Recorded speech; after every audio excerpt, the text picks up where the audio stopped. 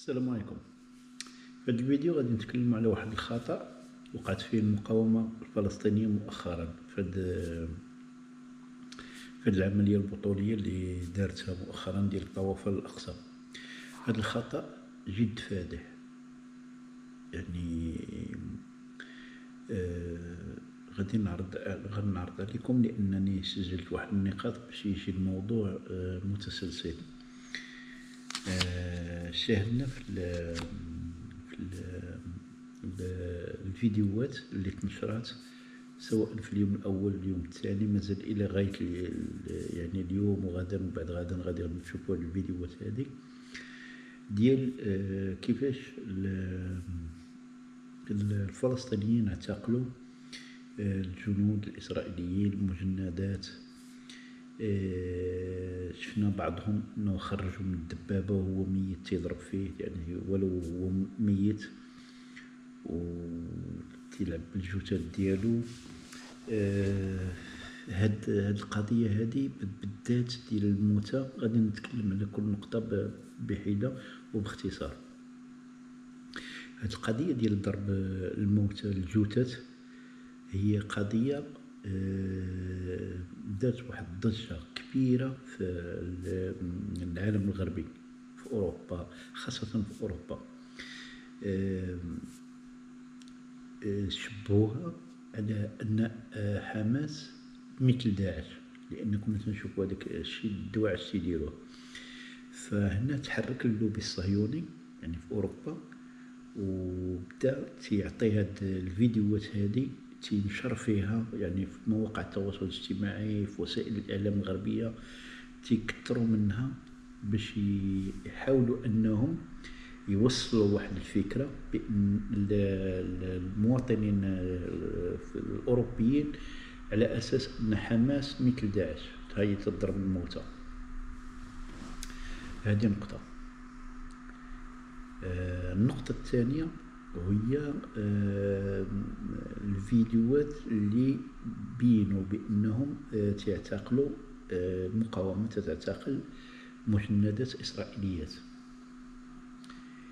تيضربوهم، وحده فيهم عامره بالدم راك شفتوها من اللور ومن القدام وتيجروا فيها وهذاك الشيء، وحده غاديه وكل شيء تابعه من اللور شادها واحد وكل شيء غادي تابعه واحد الكافله تتوقف فيها وهذاك الشيء في الطريق. هاد الشيء هذا كذلك ومثال.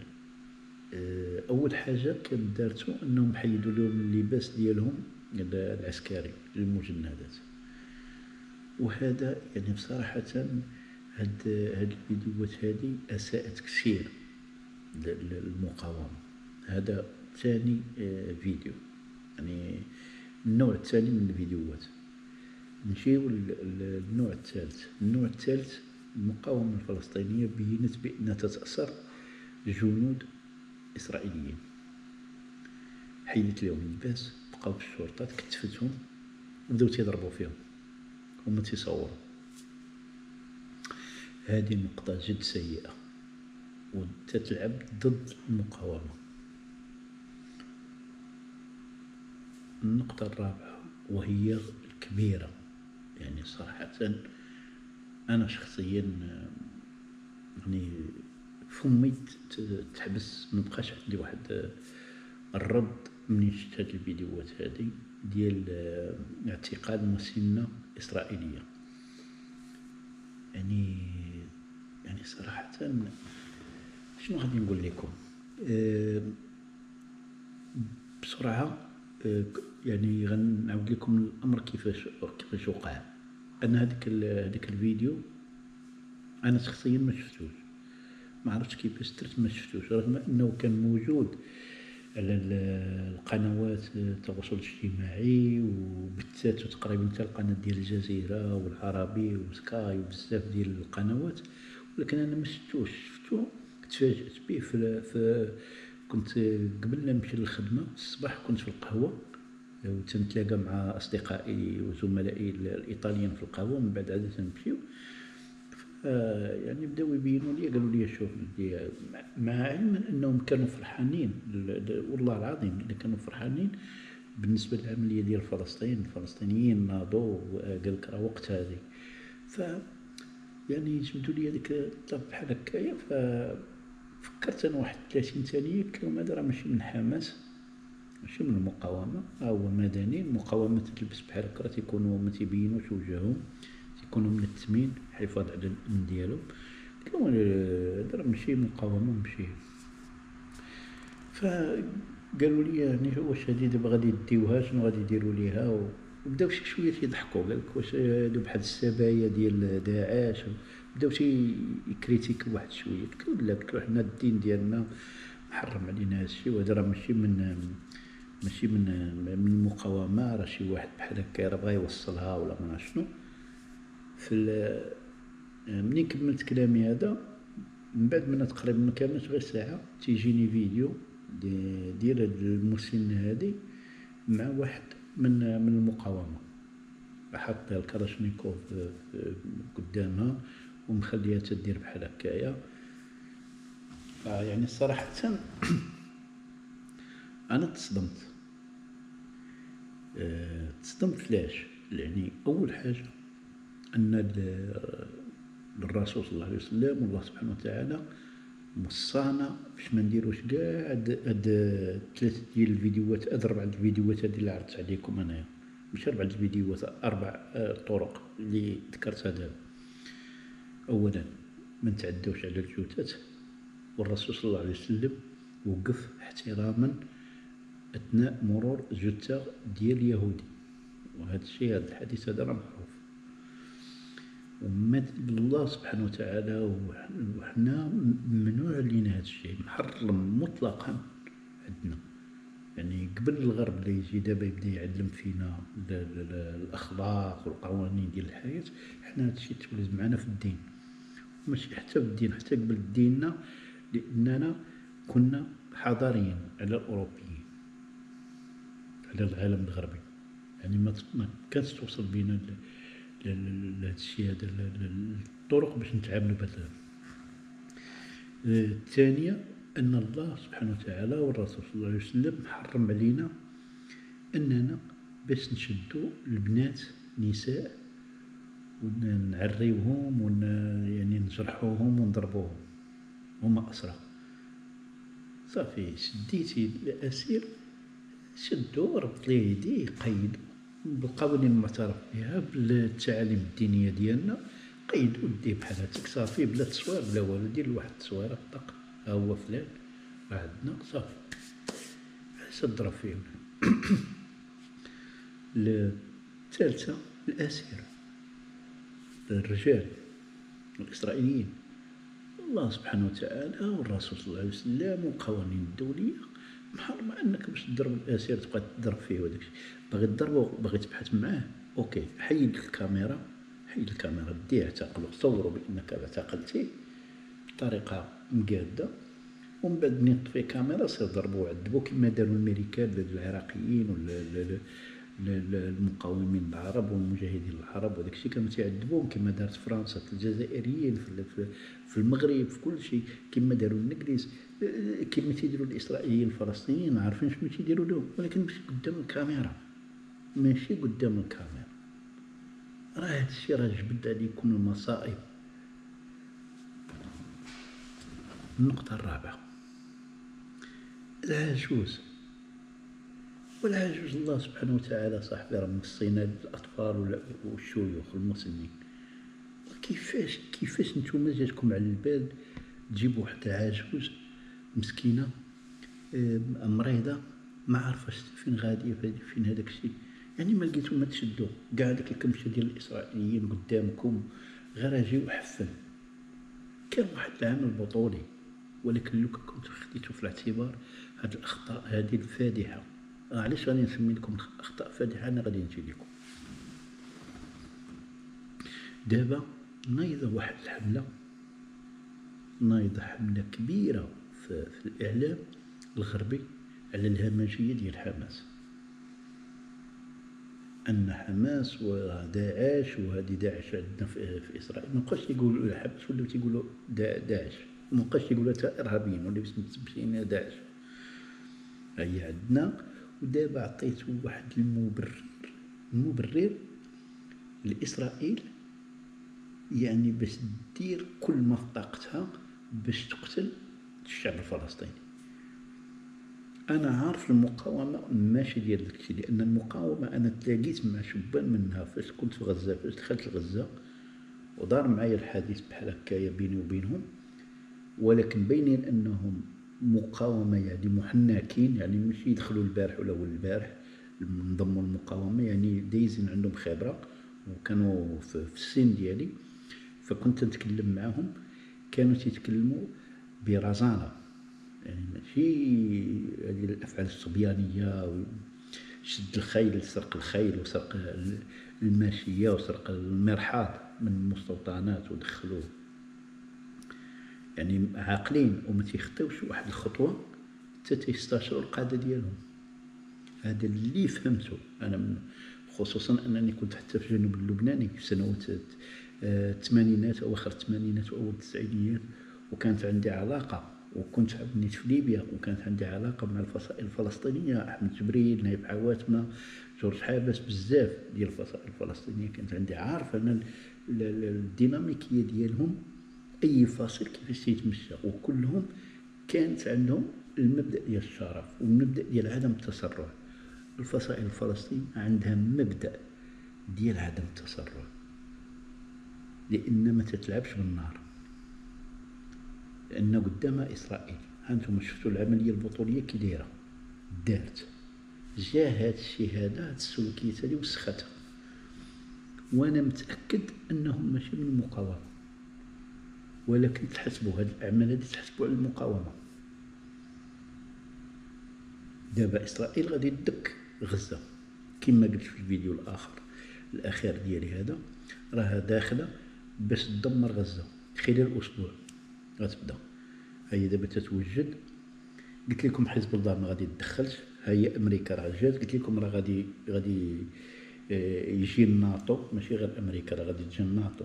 دابا امريكا راه هي الاولى، وغادي يبقاو يجبدوا اسباب كما قلت لكم الايران باش يهدوا ايران، يخليوها مبلوكيه ما تدخلش، ما تعطيش الضوء الاخضر لحزب الله. وهذا الشيء اللي وقع، قلت لكم بان الحكومه اللبنانيه غادي يجيها ضغط من فرنسا باش تضغط على حزب الله، وهذا الشيء اللي وقع اليوم، قلت لكم امس، كل شيء واضح.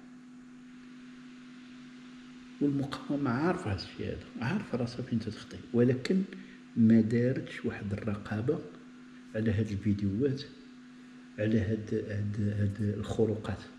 يعني شفنا الفلسطينيين داخلين، انا منين تيتكلموا معايا الايطاليين ولا في التواصل، مواقع التواصل الاجتماعي، منين تنمشي ندير تعليقات، منين تنشوف واحد الهجوم على الفلسطينيين وهذا الشيء هذا في هاد العمليه هادي، تنقول لهم راه هذاك اللي شفتوه في هذاك الفيديو واش تولد يعني في بحالكم، او تولد من تحت قصف ديال الصواريخ.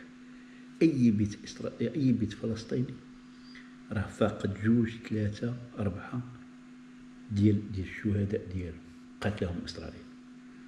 الصواريخ تسمع ليل ونهار، ولات عنده بحال الالعاب الناريه. انت اذا تيزعجكم الكثير من الاوروبيين، ماشي غير الايطاليين، الاوروبيين بصفه عامه تيزعجهم الالعاب الناريه، يعني تيقول لك غادي نخرج من هنايا، غادي نمشي لشي دوله اخرى، ندوز راس العام باش ما نتبرصطش، ما نسمعش ديك الضوضاء ديال الالعاب الناريه. والشعب الفلسطيني راه عايش من تحت الصواريخ، ماشي العاب الناريه، تحت الصواريخ، تحت رحمه قصف الصواريخ. عارفين بان الجيش الاسرائيلي انه عنده الضوء الاخضر باش يقتل حتى الاسرى ديالو، يعني تشدوا 100 200 300 400، العدد هو لا يهمه، 2000 70000 العدد لا يهمه. عندهم تنعرفوا بان عندهم خطه ديال هانيبال اللي تيديروها، يعني قتل الاسير، يعني ثلاثه تكون تيضربوك بالصواريخ، ومن بعد منها يديروا عمليه انزال، الا لقاوه عايش هو هذاك، ما لقاوش عايش يديولو الجثه ديالو ديال الاسير ديالو، المهم حتى تموت. هذه عارفينه. وباش غادي يضربك غادي يضرب كاع الكيلومتر المربع، يعني شحال من واحد ساكن ديال فلسطين ابرياء. هذا الشيء هذا هو الخطأ اللي دارته المقاومة، خطأ كبير ما غادي يكسبهاش التعاطف الغربي. هنا تنعرفوا بأن الأحزاب اليسارية مثلا في أوروبا تتخرج متضامنة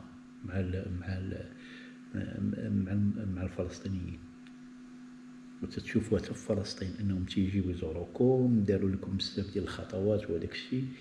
تيحاولوا ان يضغطوا على الحكومه ديالهم، لان اي حكومه اي برلمان في اوروبا تتلقى فيه اليسار، الاحزاب اليساريه. البرلمان ديال الاتحاد الاوروبي فيه احزاب يساريه مسيطره عليه، يعني واحد الصوت. يعني الناس ولات حاليا تتخجل، لان راه يعني صراحه غادي نقولها لكم، راه مرات الاجنبي الا بدا يدافع على الفلسطينيين راه يقدروا يلصقوا له تهمه. صدقوني كاين هذه القضيه هذه في اوروبا، يقدروا يلصقوا لك تهمه. انت تدافع على واحد تيشد العيالات الكبار ولا تيقتل الحيوانات مثلا، فهمتي، او تيعذب الجثث، انت راه سير بحالاتك، خرج من البلاد يلا طق، ويخرجوك ويشدوك حتى السجن. فهذه امور خصها تحسب، يعني حسبتوا كل شيء، وهذا هو الخطا اللي وقعنا فيه. ما خرجتش على النص لان ما بقيتش كنتكلم بهذاك الشيء النقاط، لان من الحر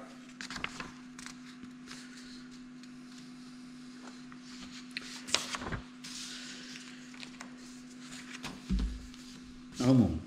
تكلمت في النقاط، ما غنقدرش نخلط دابا. تكلمت في النقاط اللي خص المقاومه انها تجنبها. انا عارفها ماشي هي، ولكن خصها تراقب، يعني تحكم في هذاك الشيء هذاك اللي تيوقع. يعني ماشي غير فتحت هذيك الثغرات ديال الحدود يمشيو الاخرين يصوروا يبداو يبيبليكيو، لان اصلا المقاومه ما تتصورش بيبليكي. المقاومه تتصور وتعطي القياده ديالها، هي اللي تثبت وتشوف هذاك اللي غادي يثبتو وهذاك اللي لا. هذاك تصوروا يعني من ناس عاديه، ولكن خص دير واحد الفلتره، خص تتحكم في هذا الشيء هذا. راه الاعلام راه سيف ذو حدين. انا عارف بلي هذوك اللي داروها تيقولوا دابا راني غادي نديروا عليهم ضغط على الجانب الاسرائيلي، غادي نرهبوا في الجنود. لا، راك اعطيتيه ضوء اخضر باش يستخدم معك حتى اليورانيوم، حتى الاسلحه النوويه. كان منك كون ما درتيش داك الفيديو كان منه غادي يجيك غير سلاح فردي خفيف او قنبله. ولكن دابا عطيتيه كل يعني يدير فيك ما بغى، وهذا هو الخطا الكبير اللي وقعت فيه، اللي درتوه. عموما انا تنطلب من المقاومه اللبنانيه، من المقاومه الفلسطينيه، انها باش تحاول انها تطلق سراح ديك المسنه العجوز، على الاقل لتبيض وجهنا، يعني تبيض وجهها وهذاك الشيء. تحاول تطلقها تسلمها، ما فيها فايده، ما منهاش فايده. عندكم عديد من الاسرى، هذيك عجوز مرة كبيره. حاولوا انكم ترسلوا واحد الرساله ديال يعني ديال التسامح، يعني ديال القيم. حاولوا تطلقوا ديك الاسيره العجوز، وحاولوا انكم ما ديروش هاد الاخطاء هذه اللي خليتوها. ماشي نتوما اللي دايرينها، انا عارف، لان انا تنشوف، انا تبعت الفيديوهات، مشيت نهار كامل انا من البارح وانا شدني الفقصه تنتبع في هاد الفيديوهات هذه. نتمنوا باش تلقوا الصراحه ديالها في اقرب وقت. والسلام عليكم، والى فيديو اخر ان شاء الله. السلام عليكم.